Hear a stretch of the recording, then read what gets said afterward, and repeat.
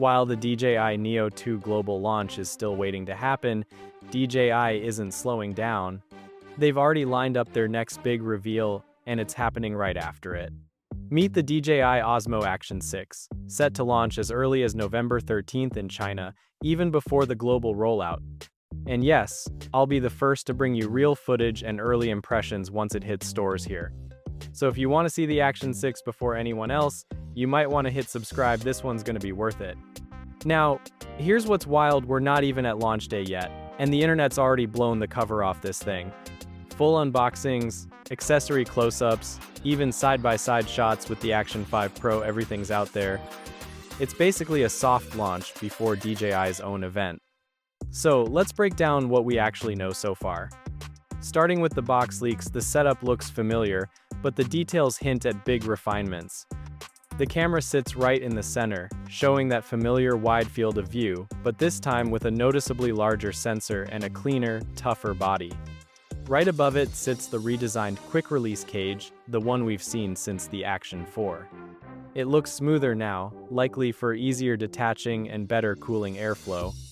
And over to the side, the usual white accessory pack with DJI's locking screw, adhesive mounts, and even that black waterproof reminder tag that says, "Tighten the lens cover before taking in water." Classic DJI, thoughtful, tidy, and just a little bit obsessive. But the big talk is about that new chassis. The Action 6 is slightly taller and chunkier than the Action 5 Pro.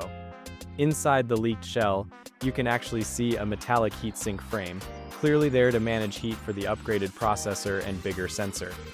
That's a big deal because the Action 5 Pro and Action 4 had one major issue: overheating during long 4K recording sessions. This time, DJI seems to have gone all in on fixing it.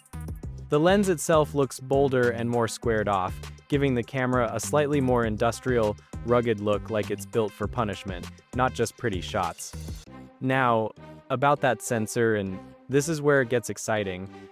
We're looking at a 1/1.1-inch sensor, roughly 40% larger than what we had in the Action 4 and Action 5 Pro.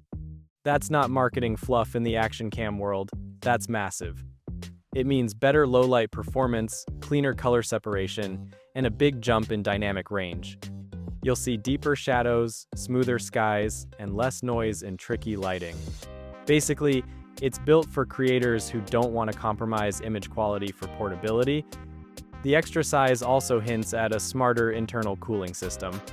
With early testers already claiming it can shoot 4K at 60 frames per second continuously without overheating, this could finally be the action camera that keeps up with GoPro under real-world conditions. And yeah, that might sound like a small fix, but ask anyone who's lost footage mid-recording because of thermal shutdown, this is huge. Now, about price. According to reliable leaks, the standard combo will go for around $379 in the US, and the adventure combo will cost closer to $479. That one adds extra batteries, the multi-charging hub, and a bunch of extra mounts.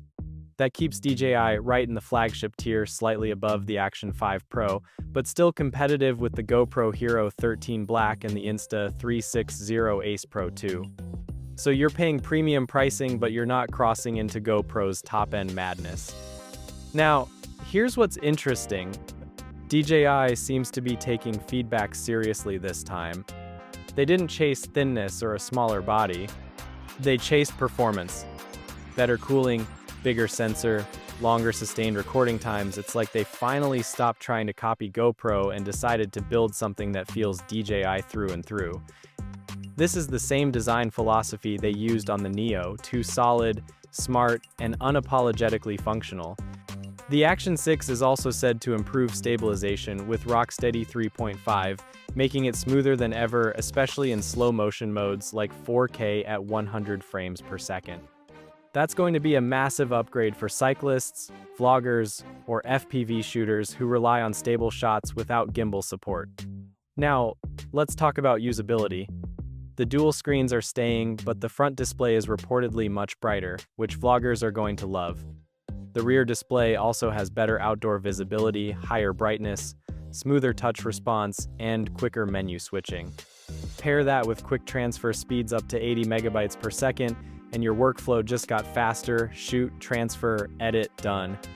And yes, before anyone asks, it's still waterproof out of the box.